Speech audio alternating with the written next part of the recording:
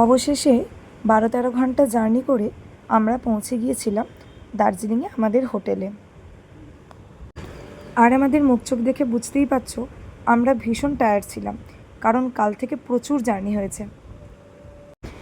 এই দেখো আমরা হোটেলের ভেতরে আমাদের রুমে চলে এসেছি, আর এই ছিল আমাদের রুম। আর আমাদের এই রুমটা ছিল ভিউ রুম। আর এই যে এইখানে ছিল বাথরুম। বাথরুমটা খুব একটা ছোটও নয় আর খুব একটা বিশাল বড়ও নয়, কিন্তু খুব পরিষ্কার পরিচ্ছন্ন ছিল।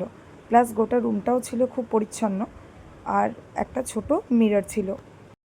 আর এই যে রুম থেকে বাইরের ভিউটা খুব সুন্দরভাবে বিছানা থেকেই দেখা যাচ্ছিল। আর এই যে তারপর আমরা ফ্রেশ ট্রেশ হয়ে বেরিয়ে পড়েছিলাম দুপুরে লাঞ্চ করার জন্য।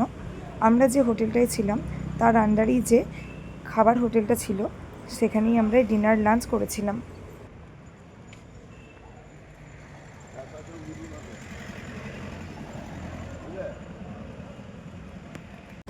আর এই যে এখানে আমাদের লাঞ্চও চলে এসেছে। তো খাওয়া দাওয়া কমপ্লিট করে তারপর আমরা রুমে ফিরে একটু রেস্ট নিয়ে বিকেলে মেলবাজার যাওয়ার জন্য রেডি হচ্ছিলাম।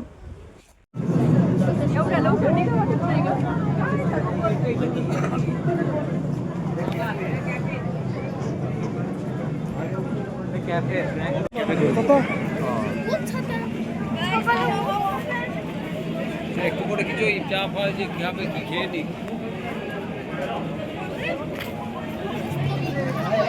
আর এই যে মেলবাজার ঘুরতে ঘুরতে এখানে আমরা সবাই মিলে দাঁড়িয়ে চা আর পপকর্ন খেয়ে নিচ্ছিলাম। তারপর আমরা চলে গিয়েছিলাম চা কেনার জন্য।